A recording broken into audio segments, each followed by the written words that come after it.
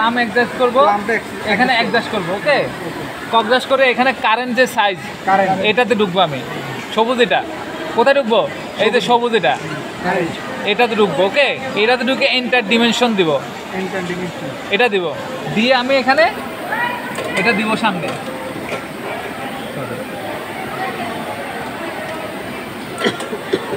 বুঝছেন? Enter dimension দিয়ে আমি ফুডের সেন্টারিং চেক করবো। সেন্টার যদি ঠিক না থাকে আমি 3 মিলি লুক দিয়ে সেন্টার করবো। ওকে, করার পর আবার আমি যে কোনো একটা বাটন চাপ দিয়ে আবার এই ইয়েটা নিয়ে আসবো। এখন মনে করতে আবার আমি আইটা করবো। আই আর ফুট মানে ফুট অ্যাডজাস্ট করতে মানে হুক অ্যাডজাস্ট করলে হবে, কারণ আই তো হুকের মতো একদম উঠাই আমি। বুঝতে পারছেন? আবার আইটা করলাম। ওকে, আই করার পরে আমি আবার যে কোনো একটা বাটন মনে হচ্ছে এটা টিপ দিলাম, চলে আসলো, অথবা এটা অথবা এটা। এটার করার পরে আবার আমি রেডি বাটন চাপ দিতে হবে। চাপ দেওয়ার পরে এখন আমি কাজ করবো। হ্যাঁ, বুঝতে পারছেন? হ্যাঁ, এখন দেখেন আপনার আবার কি হলো, এই কার্ভিংয়ের ক্ষেত্রে দেখা যায় অনেক সময় রাউন্ড লাগে, অনেক সময় সোজা লাগে, আবার আই লাগে সোজা, রাইট? তখন আমি দেখেন এই যে কারেন্ট সাইজে ঢুকবো, এই যে এক হুক সাইজ এক, এখানে যদি আমি 1 দিই সোজা হবে, 3 দিলে রাউন্ড হবে। বুঝছেন? আর আই অলওয়েজ 2 মানে সোজা। আইয়ের জন্য কত? 2 নাম্বার প্যাটার্ন। আর এখন যদি মনে করেন যে আমি যে 3 দিছি না, এখন এখানে রাউন্ড হবে। আর আমি যদি এখন 1 দিই তাহলে কি হবে? সোজা হবে। তো সবার আগে কি করতে হবে আমার? এখানে ঢুকে আমি যদি সোজা করি তাহলে আমি 1 দিব। ওকে, 1 দিয়া ইন্টার ডিমেনশন দিয়ে তারপর আমি স্ক্যান করব। বুঝতে পারছেন? এখন দেখেন আমি 1 দিছি না, এই দেখেন এটা আমার কি প্যাটার্ন আসে দেখেন, এখানে খেয়াল রাখেন।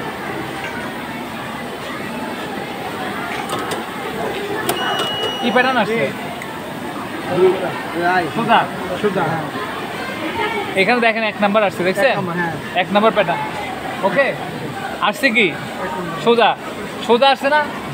আমার মনে করেন যে সোজা লাগবে না, আমার লাগবে কার্ভ। কি লাগবে? একটু বাঁকা লাগবে, কার্ভ। বুঝতে পারছেন? তাহলে আমি কি করতে হবে? কার্ভের জন্য আমার কি করতে হবে? এখানে আমি যাব, এইখানে 3 দিব। আই তো অলওয়েজ সোজা থাকে। বুঝতে পারছেন? এখানে 3 দিলাম না, 3 দেওয়ার পরে আমি এই দুটো স্ক্যান করব। ওকে, হুক এবং আই স্ক্যান করব। হ্যাঁ, মনে হচ্ছে আমি স্ক্যান করলাম, ঠিক আছে? এখন দেখেন আমি এখন এখানে খেয়াল রাখেন কি আসছে? কেন? হুকের জন্য 3, যখন আপনার রাউন্ড লাগবে কত দিতে হবে? 3। আর যখন আপনার সোজা লাগবে 1 দিবেন হুকে। আর আই অলওয়েজ 2 নাম্বার প্যাটার্ন। দুই নাম্বার। রাউন্ড হলো 3, হ্যাঁ, আর সোজা হলো 1। ওই আপনাদের ওইটাতে 1 দেওয়া আছে। আর এটা যদি আপনার রাউন্ড, এটা বলছেন নাকি রাউন্ড লাগবে, তার মানে আমার কত ইউজ করতে হবে? 3 নাম্বার প্যাটার্ন ইউজ করতে হবে। এখন অথবা 3 সোজা হলে বাঁকা হলে 3 দেবো, 1 হলে 1 দেবো। ইয়ার পরে আমি 2 তো অলওয়েজ আমার আছে, 2 ধরা লাগবে না। 2 কি ধরা লাগবে না। তারপর আমি কি করবো? ইন্টার ডিমেনশন দিব, দিয়ে আমি প্রথমে হুক দিয়ে কি করব? স্ক্যান করবো। স্ক্যান করে আমি ফুট অ্যাডজাস্ট করবো, পজিশন। ওকে, 3 মিলি দিয়ে ফুট অ্যাডজাস্ট করবো। ওকে, আবার আমি যে কোনো একটা বাটন চাপ দিয়ে নিয়ে আসবো, আবার আইটা স্ক্যান করবো,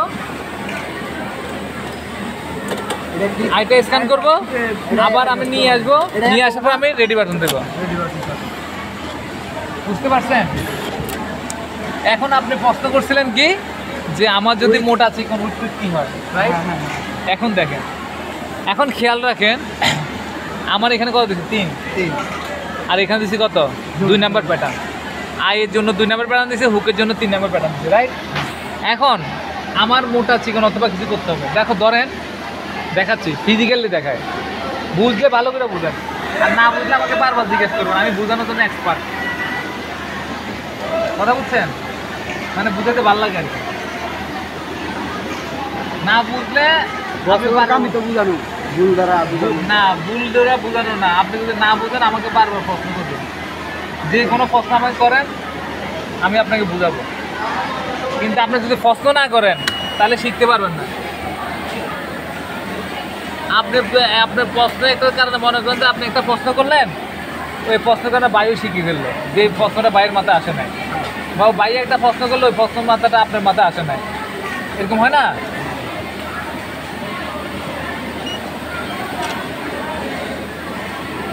এই যে এখানে সুতোটাতে ছিললে এই ক্লামটা দিলে এটা না, এটা আমি জানি। এটা জানেন রাইট? ববিন ফুরাতে পারেন? ববিন, হ্যাঁ ববিন তো এটা দিলে। হ্যাঁ, এই যে যেটা পারেন তো না, ববিন পারেন, তাহলে সমস্যা নেই। এটা কি কটন সুতো, লাইলিং সুতো হবে না?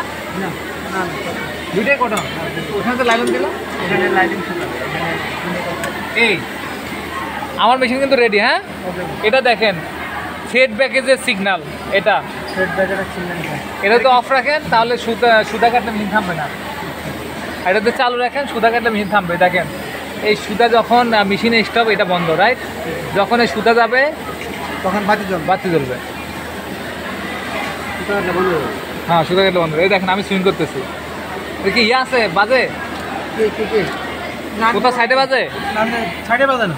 চেক দিছেন? আমি শিখছিলাম, একটু সরাই দিলাম না।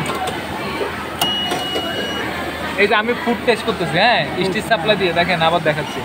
মনে করেন যে আমার ফুডটাকে এই ক্লামটা কোথাও কিছুর সাথে বাজছে কিনা, আমি এখন চেক দেবো। হ্যাঁ, এই যে এখানে বসালাম, এই স্টিচ সাপ্লাই দিলাম, দিয়ে দেখেন এই দিলাম। হ্যাঁ, এই দেখেন এই চেক দিচ্ছি কোথাও বাজছে কিনা। ওকে, এই যে দেখছি এখানে বাজছে কিনা। এই ক্লাম্পটা এর সাথে বাস হ্যাঁ, কিনা কোথাও বাজছে বাস কিনা। বাস বাজলে তো ভেঙে আমার যাবে। ভেঙে যাবে, right? এই দেখেন আমার কোথাও বাজছে কিনা। হ্যাঁ, আমার কোথাও বাজছে কিনা। ওকে, তার মানে আমার ঠিক আছে। আমি আবার রেডি বানানোর চাপ দিলাম। এখন দেখেন আমি সুইং করি। হ্যাঁ, ওকে, এই সুইং করলাম। কারালা দেন ভাই।